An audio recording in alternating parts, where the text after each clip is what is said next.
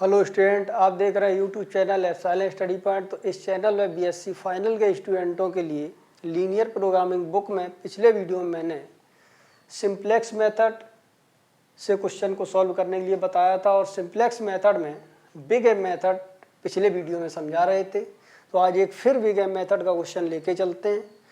तो पुराने वीडियोज में जो भी क्वेश्चन लगे हैं उनसे काफ़ी प्रैक्टिस हो गई होगी और स्टूडेंट घर में प्रैक्टिस करें बुक से। कहीं पर भी कोई प्रॉब्लम आती है तो उस प्रॉब्लम को कमेंट बॉक्स में जा कर के लिखें तो आपकी प्रॉब्लम आगे सॉल्व कर सकते हैं हम। तो यहाँ पर एक बिग एम मेथड का क्वेश्चन लेके चलते हैं। Solve the following LPP by big M method. Maximize z equal to 3x1 minus x2 subject to the constants लिखा हुआ है 2x1 plus x2 greater than equal to 2x1 plus x2 less than equal to 2 और third quantity लिखी है x2 less than equal to 4 and non negativity condition x1 x2 greater than equal to 0। तो student सबसे पहले हम इसको convert करते हैं स्टैंडर्ड फॉर्म में, यानी कि ये जो इक्वेशन यानी कंस्टेंट्स लिखी हुई हैं इन कंस्टेंट्स में इन कंस्टेंट्स को इक्वेशन में कन्वर्ट करेंगे स्लैक और सरप्लस वेरिएबल को ऐड करके। जिसमें लेस देन का साइन रहता है उसमें वेरिएबल ऐड किया जाता है, उसका नाम होता है स्लैक वेरिएबल, और जिसमें ग्रेटर देन का साइन होता है उसमें वेरिएबल सब्ट्रैक्ट किया जाता है, इसका नाम होता है सरप्लस वेरिएबल। और यहाँ पर भी स्लैक जोड़ेगा और इसके बाद हम बनाएंगे सिंप्लेक्स टेबल। और सिंप्लेक्स टेबल में हम देखते हैं आइडेंटिटी मैट्रिक्स अगर बन रही है तो ठीक है, अगर आइडेंटिटी मैट्रिक्स नहीं बन रही है तो एक नए वेरिएबल को हम फिर इंट्रोड्यूस कराते हैं केवल आइडेंटिटी बनाने के लिए, उसका नाम होता है आर्टिफिशियल वेरिएबल। और इस आर्टिफिशियल वेरिएबल को मैक्सिमाइज जेड में जब हम इंट्रोड्यूस कराएंगे या इंक्लूड करेंगे तो इसकी जो कोफिशिएंट यानी कि इसका लिखेंगे वो माइनस कैपिटल M लिखेंगे। ये लार्ज नेगेटिव प्राइस होती है। इससे सिंप्लेक्स टेबल को जब हम सॉल्व करते हैं तो जो मैक्सिमाइज जेड होता है यानी ऑब्जेक्टिव फंक्शन जो जेड होता है ये इम्प्रूव नहीं हो पाता है, तो इसको आर्टिफिशियल वेरिएबल को हम रिमूव करने की कोशिश करते हैं और जब ये रिमूव हो जाता है तो फिर जेड ऑप्टिमल सॉल्यूशन देता है। तो यहाँ पर देखते हैं कैसे इसे सॉल्व करेंगे। तो सॉल्यूशन लिखते हैं the standard form of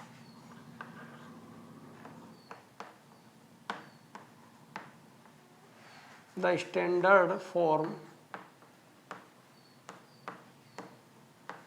of given LPP is।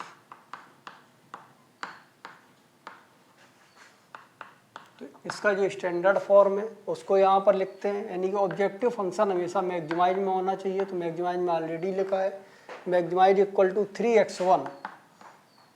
3x1 minus का यहाँ पर लिखते हैं x2 और सब्जेक्ट टू द कंस्टेंट्स जो है नॉन नेगेटिव होनी चाहिए राइट हैंड साइड है।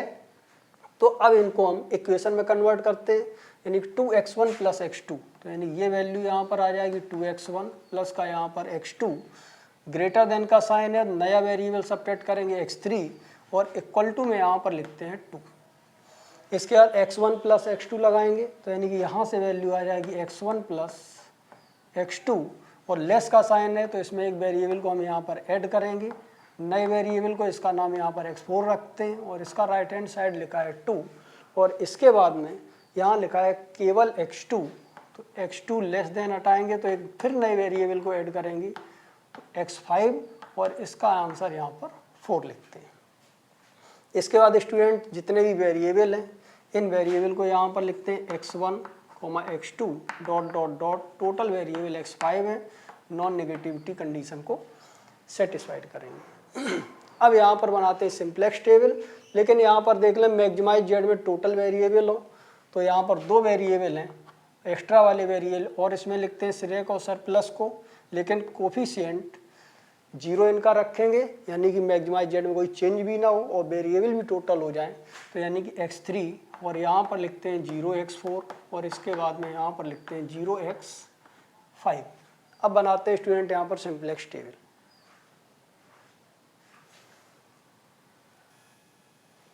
तो यहाँ पर सिंप्लेक्स टेबल में इसमें यहाँ पर b रहेगा, इसमें CB XB फिर यहाँ पर लिखते हैं x1, इसके बाद यहाँ पर वैल्यू आती है x2 x3, x4 और x5, 5 वेरिएबल्स थे। इसके बाद xb में यहाँ पर लिखते हैं cj और यहाँ पर डेल्टा जी आता है। cj का यहाँ पर कोफिशिएंट देखते हैं, x1 का 3 -1, तो यानी x1 में यहाँ पर 3 लिखते हैं, यहाँ -1 लिखते हैं। x3 का कोफिशिएंट 0 है, x4 का 0 है, x5 का 0 है। इसके बाद स्टूडेंट यहाँ पर देखते हैं जो राइट हैंड साइड होता है इसको xb में लिखते हैं 2 2 4, यानी कि यहाँ से आ जाएगा 2 2 4। इसके बाद इक्वेशंस जो लिखी हैं इनके कोफिशिएंट, x1 का कोफिशिएंट 2 है तो 2 1 -1, तो यानी कि यहाँ पर लिखते हैं 2 1 -1, x4 नहीं है तो 0 और x5 नहीं है तो 0। इसके बाद इस इक्वेशन को देखते हैं तो x1 का 1 1, तो यानी कि x1 का कोफिशिएंट 1 है, x2 का 1 है, x3 नहीं है तो 0, x4 का कोफिशिएंट 1 है और x5 नहीं है तो यहाँ पर भी 0 आएगा। थर्ड में x1 का कोफिशिएंट 1, x2 का कोफिशिएंट 1, नहीं ये तो लिख चुका है। इसके बाद हम यहाँ देखते हैं थर्ड इक्वेशन, इसमें x1 नहीं है तो x1 नहीं है तो x1 का कोफिशिएंट 0 आता है, x2 का कोफिशिएंट 1 है, x3 का कोफिशिएंट 0 है, x4 नहीं है तो कोफिशिएंट 0 है, x5 का कोफिशिएंट है 1। तो इसके बाद यहाँ पर देखते हैं स्टूडेंट, अब यहाँ पर देखते हैं बेसिस, यानी कि जब 3 इक्वेशंस होती हैं तो इसमें बेसिस जो बनती है यानी आइडेंटिटी मैट्रिक्स बनती है तो वो बनती है 1 0 0 0 1 0 और 0 0 1। तो स्टूडेंट यहाँ पर यूनिट मैट्रिक्स देखते हैं 0 1 0 और 0 0 1, यानी 1 0 0 वाला कॉलम, ये कॉलम यहाँ पर नहीं मिल रहा है, ये दोनों कॉलम यहाँ पर मिल चुके हैं। तो स्टूडेंट इसमें जो 1 है इस कॉलम में वो फर्स्ट प्लेस पर है, यानी फर्स्ट इक्वेशन में एक नए वेरिएबल को ऐड करेंगे, वो केवल आइडेंटिटी मैट्रिक्स बनाने के लिए होगा। 1 हमें लाना है फर्स्ट प्लेस पर, यानी फर्स्ट इक्वेशन में ऐड करेंगे, उसका नाम होगा आर्टिफिशियल वेरिएबल। तो इसमें यहाँ पर x5 तक लिख चुके थे, नया वेरिएबल x6 होगा और फर्स्ट इक्वेशन में इस x6 को ऐड करेंगे और ऑब्जेक्टिव फंक्शन में इसको लिखेंगे लार्ज नेगेटिव प्राइस होगी इसकी, पेनल्टी बोलते हैं m, और x6 के साथ लिखेंगे, इसलिए इसमें एक कॉलम यहाँ पर बढ़ाएंगे, उसका नाम x6 होगा। यहाँ पर इसकी जो कॉस्ट है वो -m लिखते हैं। इसके बाद आप फर्स्ट इक्वेशन को देखते हैं तो फर्स्ट इक्वेशन में एक वेरिएबल x6 आ गया है तो x6 का कोफिशिएंट 1 हो जाएगा। सेकंड इक्वेशन में हम यहाँ पर देखते हैं इसका कोफिशिएंट यहाँ पर x6 नहीं है तो x6 का कोफिशिएंट 0, और थर्ड इक्वेशन में देखते हैं इसमें भी x6 नहीं है तो x6 का कोफिशिएंट 0 आएगा, यानी 0 1 0। यहाँ पर अब यूनिट मैट्रिक्स जो हमारी बनी वो 1 0 0 0 1 0 और 0 0 1। तो स्टूडेंट अब देखते हैं यहाँ पर फर्स्ट प्लेस पर 1 है, इस वेरिएबल को बेसिस में सबसे पहले लिखते हैं तो x6, यानी कि यहाँ पर आ जाएगा x6। सेकंड प्लेस पर 1 है, इस वेरिएबल को सेकंड प्लेस पर लिखते हैं यानी x4, और थर्ड प्लेस पर 1 है उसका वेरिएबल है यहाँ पर x5, तो इसको यहाँ पर x5 लिखते हैं स्टूडेंट। और इसकी कॉस्ट देखते हैं, x6 के ऊपर लिखा हुआ है माइनस का m, तो यहाँ पर -m आएगा, x4 के ऊपर लिखा हुआ है 0 और x5 के ऊपर भी 0। इसके बाद यहाँ पर लिखते हैं z, इसकी वैल्यू होती है स्टूडेंट cb इंटू xb, और जो बेसिस में आ जाते हैं स्टूडेंट x6 जो है बेसिस में आया है तो इसका डेल्टा 0 होगा, x4 है इसका भी डेल्टा 0 होगा और x5 है इसका भी डेल्टा 0 होगा। अब यहाँ पर cb और xb का इंटू करेंगे, इसका इसमें इंटू करें, इसका इसमें इंटू, इसका इसमें इंटू और ऐड करेंगे तो यहाँ से आ जाएगा माइनस का 2m। अब स्टूडेंट यहाँ पर डेल्टा 1 डेल्टा 2 और डेल्टा 3 निकालना है, तो डेल्टा 1 की वैल्यू यहाँ पर निकालेंगे c1 minus cb into x1, यानी फार्मूला होता है delta j equal to cj minus cb into xj। तो जब हम डेल्टा 1 निकालेंगे तो यानी कि यहाँ पर डेल्टा 1 की जो वैल्यू आएगी c1 माइनस, यानी c1 की वैल्यू यहाँ पर लिखी है 3, तो यहाँ पर लिख देंगे 3 माइनस cb का x1 में इंटू करेंगे तो cb का इंटू x1 में करते हैं तो यहाँ 0 और यहाँ 0 मिलेगा, इसमें आ जाएगा माइनस का 2m, तो यहाँ पर लिखते हैं माइनस 2m। तो इस तरीके से आंसर यहाँ से मिल जाएगा 2m प्लस का 3। इसके बाद इसी तरीके से हम यहाँ पर डेल्टा 2 निकालेंगे, तो जब स्टूडेंट डेल्टा 2 निकालते हैं तो यहाँ पर आता है c2 माइनस, यानी c2 यहाँ पर लिखा हुआ है माइनस करेंगे, सी बी का x2 में इंटू करेंगे तो सी बी का इंटू x2 में माइनस का m, और इन दोनों का इंटू इसका इसमें करते हैं और इसका इसमें करते हैं तो 0 आएगा। तो इस तरीके से स्टूडेंट आंसर आ जाएगा m-1। तो यानी कि यहाँ पर लिखते हैं m और माइनस का 1। इसके बाद लिखते हैं डेल्टा 3। तो डेल्टा 3 की जो वैल्यू आ जाएगी उसको यहाँ पर लिखेंगे C3 minus C B into x3। तो स्टूडेंट यहाँ पर C3 को देखते हैं तो C3 की वैल्यू यहाँ पर लिखी हुई है 0 माइनस सी बी का इंटू x3 में करते तो सी बी का इंटू x3 में करेंगे तो यहाँ से मिल जाएगा m, इसका इसमें इंटू करते हैं 0 और इसका इसमें इंटू करते हैं 0 तो ऐड करेंगे 0 आएगा। तो इस तरीके स्टूडेंट यहाँ से आ जाएगा माइनस का m। तो यदि यहाँ पर डेल्टा जे पॉजिटिव नंबर मिलते हैं और एक से ज़्यादा मिलते हैं तो बड़े वाले नंबर को हम इनकमिंग वेक्टर मानते हैं। तो यहाँ पर देखते हैं कि डेल्टा जे m जो हमारा है माइनस m, ये लार्ज नेगेटिव है और अगर हम यहाँ पॉजिटिव का साइन कर देंगे तो ये लार्ज पॉजिटिव होगा, यानी कि यहाँ पर m जो है ये बहुत बड़ा पॉजिटिव नंबर है। तो इसका कोफिशिएंट 2 और इसका कोफिशिएंट 1। इन दोनों में जो पॉजिटिव नंबर है वो दोनों पॉजिटिव है, लेकिन सबसे बड़ा नंबर है ये वाला, तो इसलिए इसी का नाम होगा यहाँ पर इनकमिंग वेक्टर। देखते हैं आगे। तो इस तरीके स्टूडेंट यहाँ पर इनकमिंग वेक्टर x1 मिला तो xb में डिवाइड करेंगे यहाँ पर x1 से, तो xb अपॉन x1 यानी 2 में डिवाइड करेंगे 2 से तो 2 डिवाइडेड बाई 2 आंसर 1 आएगा। इसके बाद xb डिवाइड बाई x1 यानी 2 डिवाइडेड बाई 1 लिखेंगे यहाँ पर तो 2 आ जाएगा। इसके बाद 4 डिवाइडेड बाई 0 तो 4 डिवाइडेड बाई 0 यहाँ पर लिखा। तो स्टूडेंट पिछले वीडियो में बताया भी था कोई भी पॉजिटिव नंबर हो या नेगेटिव नंबर होगा 0 से डिवाइड करेंगे तो डैश लिखते हैं। तो इस तरीके से यहाँ पर डैश आ जाएगा। इन दोनों जो मिनिमम रेशियो है, इन दोनों मिनिमम रेशियो है वो यहाँ पर 1 है, तो इसलिए इसी का नाम यहाँ पर होगा आउटगोइंग वेक्टर, आउटगोइंग। और कॉलम वाइज देख लें कि x6 है तो x6 वाले कॉलम को यहाँ पर भी आउटगोइंग वेक्टर लिखते हैं, आउटगोइंग वेक्टर। तो स्टूडेंट अब यहाँ पर आउटगोइंग और इनकमिंग का जो पॉइंट ऑफ इंटरसेक्शन होता है इसको यहाँ पर लिखते हैं की एलिमेंट।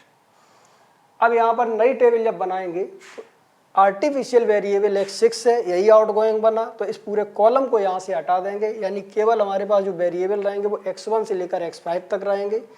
और यहाँ से आर्टिफिशियल वेरिएबल x6 को हटाने के बाद इसमें इनकमिंग वेक्टर रखेंगे x1, लेकिन यहाँ से ये पूरा कॉलम हटा देंगे नई टेबल में।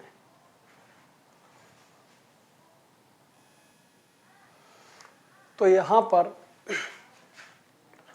कॉलम आएगा B, फिर यहाँ पर लिखते हैं CB, इसके बाद यहाँ पर XB, फिर अगला कॉलम यहाँ पर आ जाएगा X1, X2, X3, X4 and X5। Artificial वाले कॉलम को यहाँ से रिमूव कर देंगे। इसके बाद में यहाँ पर लिखते हैं CJ, फिर यहाँ पर आता है डेल्टा J, यहाँ पर लिखते हैं Z equal to CB into और यहाँ पर आता है XB इक्वल टू। अब स्टूडेंट यहाँ पर देखते हैं सबसे पहले CJ में कोई चेंज नहीं होगा, यानी कि यहाँ पर लिखते हैं 3, फिर यहाँ पर आता है -1, इसमें यहाँ पर लिखते हैं 0, फिर ये 0 और इसके बाद यहाँ पर भी x5 में 0 आएगा। अब यहाँ पर आउटगोइंग वेक्टर जो हमारा है वो x6 है, x6 को हटा करके इनकमिंग वेक्टर x1 को रखते हैं, तो यानी कि यहाँ पर x1 आ जाएगा। x6 की कॉस्ट -m थी लेकिन x1 की कॉस्ट 3 है तो यहाँ पर 3 आ जाएगा। x4 यहाँ पर लिखा हुआ है तो इसकी कॉस्ट में कोई चेंज नहीं, x5 भी वैसा ही लिखा हुआ है तो इसकी कॉस्ट में कोई भी चेंज नहीं आएगा। x1 फर्स्ट प्लेस पर है तो फर्स्ट प्लेस पर यहाँ पर 1 लिखेंगे और से सभी नंबरों को 0 लिखते हैं। इसके बाद x4 सेकंड प्लेस पर है तो सेकंड प्लेस पर यहाँ पर 1 लिखेंगे, से सभी नंबरों को 0 लिखेंगे।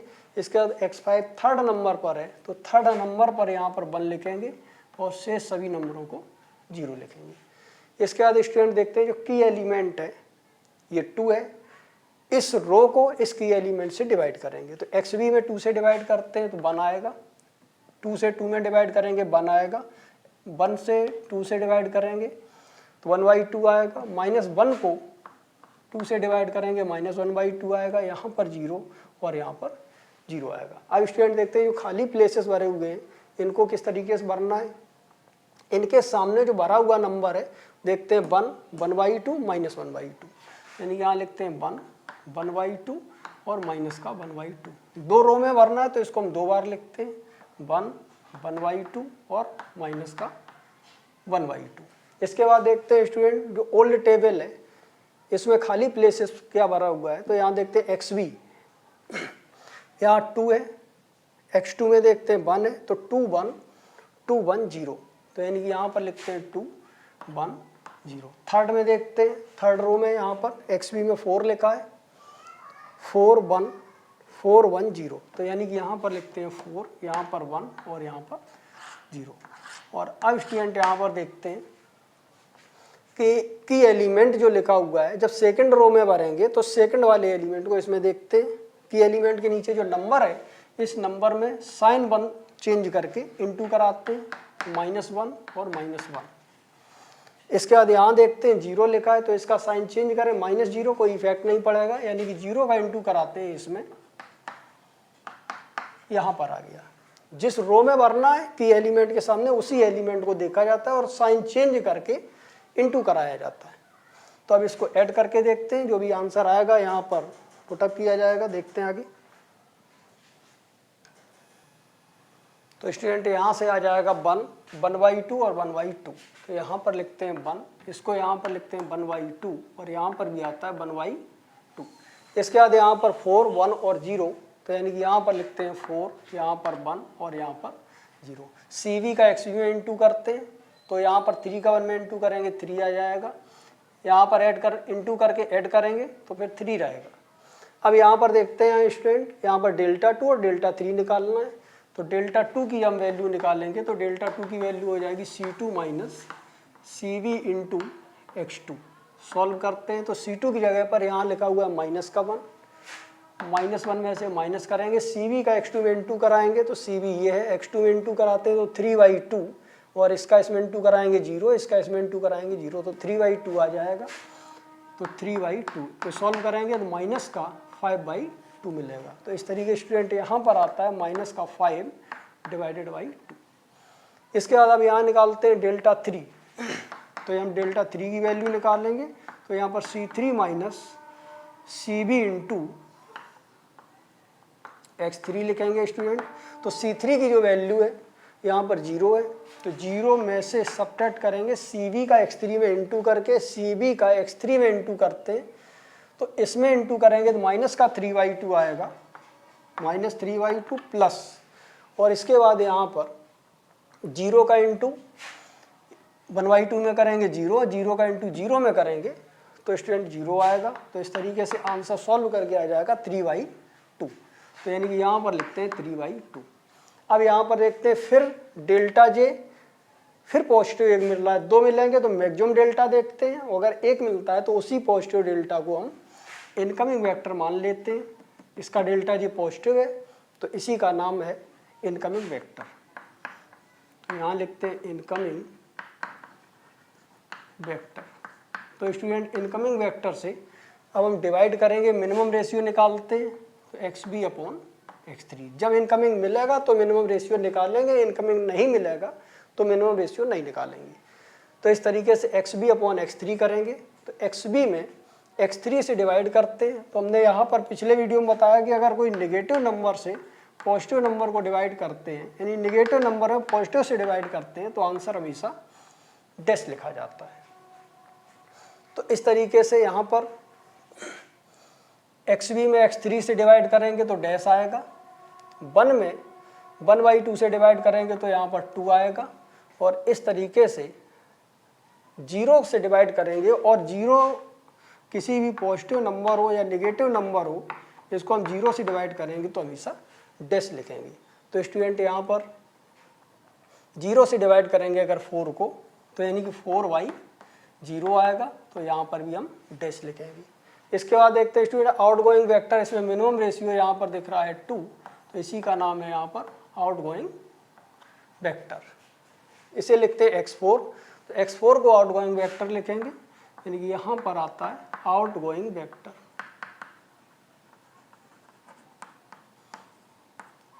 और इनकमिंग और आउटगोइंग का जो पॉइंट ऑफ इंटरसेक्शन होता है उसको यहाँ पर लिखते हैं की एलिमेंट।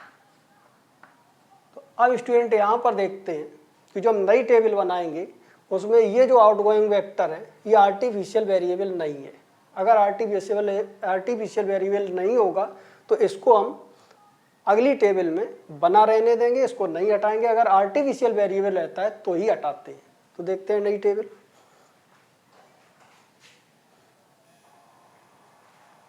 तो यहाँ पर अगला जो कॉलम होगा इसको यहाँ पर लिखेंगे बी, फिर यहाँ पर लिखते हैं सी बी, इसके बाद यहाँ पर एक्स बी, फिर यहाँ पर आता है x1, x2, x3 और इसको यहाँ पर x4, फिर यहाँ पर लिखते हैं x5।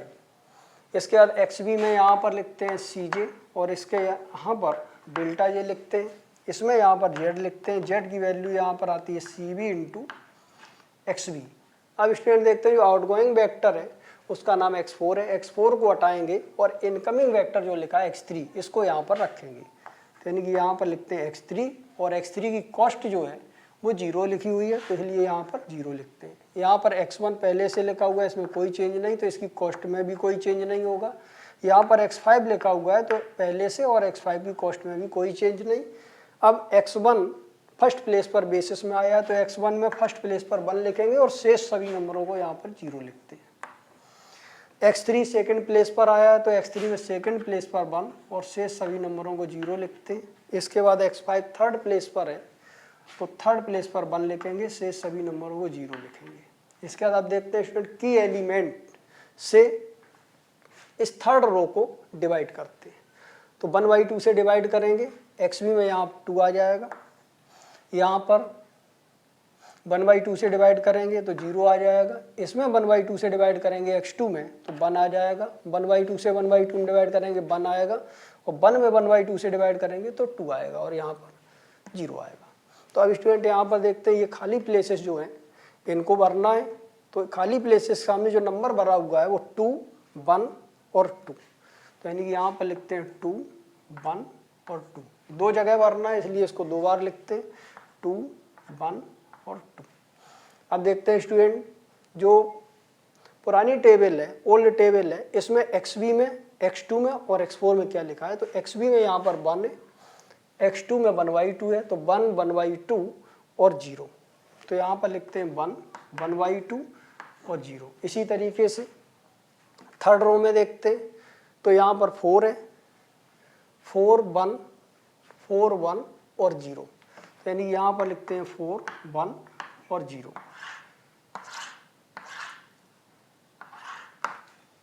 ये यहाँ पर फर्स्ट रो का है और ये थर्ड रो का है। तो यहाँ पर देखते हैं अब स्टूडेंट जो की एलिमेंट है इसके ऊपर जो भी नंबर होगा फर्स्ट रो में उसका साइन चेंज करके यहाँ पर इंटू करेंगे। तो साइन चेंज माइनस है तो प्लस 1/2, यहाँ पर 1/2 लिखेंगे और यहाँ पर भी 1/2 लिखेंगे। इसके बाद हम थर्ड रो में देखते हैं, थर्ड रो में भरना है तो इसके नीचे ये थर्ड रो है, इसमें जो भी नंबर होगा इस नंबर का साइन चेंज करके इसमें इंटू करेंगे। 0 है, 0 का साइन चेंज करेंगे कोई चेंज नहीं आएगा तो इस तरीके से यहाँ पर 0 रहेगा।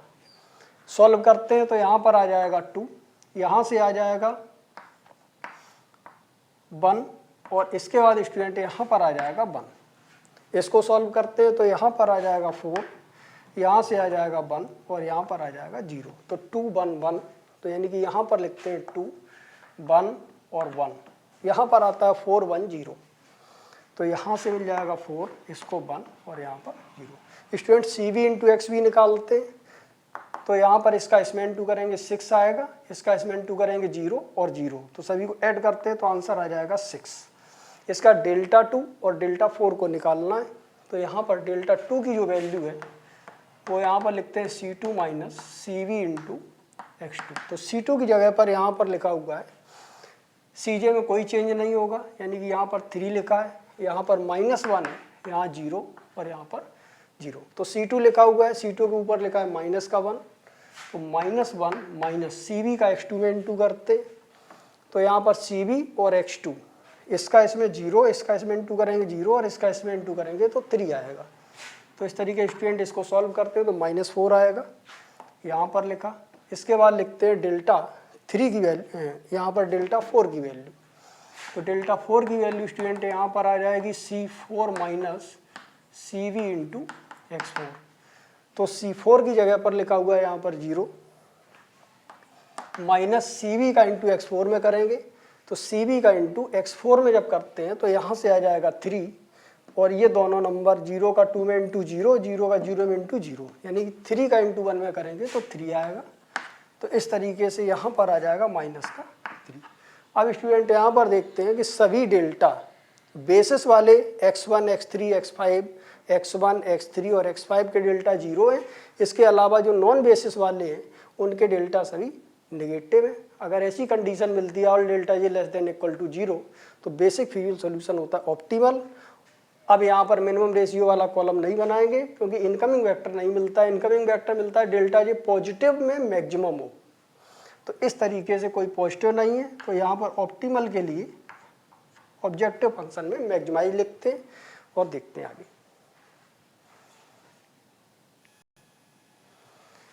तो यहाँ पर लिखा हुआ है since all delta J less than equal to 0 therefore current basic fuel solution is optimal and is given by, और इसका जो आंसर होगा, जो हमारी गिवन प्रॉब्लम थी उसमें केवल 2 वेरिएबल थे x1 और x2, तो x1 x2 की वैल्यू निकालनी है, और ऑब्जेक्टिव फंक्शन z था तो उसमें मैक्सिमम z की वैल्यू निकालनी है। तो यहाँ पर x1 की वैल्यू बेसिस में यहाँ पर सभी वैल्यू लिखी रहती है, तो x1 की जगह पर x1 की जो वैल्यू है वो xb में लिखी रहती है 2। x2 देखते हैं तो यहाँ पर x2 कहीं नहीं आया है, तो इसलिए यहाँ पर बेसिस में जो नंबर नहीं आता उसकी वैल्यू 0, और मैक्सिमाइज z ये ऑब्जेक्टिव फंक्शन में लिखा रहता है 6। तो स्टूडेंट ये इस क्वेश्चन का आंसर है, मैक्सिमाइज z इक्वल टू यहाँ पर लिखा 6। तो स्टूडेंट आज इस प्रॉब्लम में यानी इस वीडियो में यहीं तक। अगले वीडियो मिलते हैं नई प्रॉब्लम के साथ। तो सभी स्टूडेंट इस वीडियो को लाइक कर दें, शेयर कर दें और सब्सक्राइब कर दें ताकि हमारे आने वाले हर वीडियो की नोटिफिकेशन सभी स्टूडेंटों को मिल सके। That's all.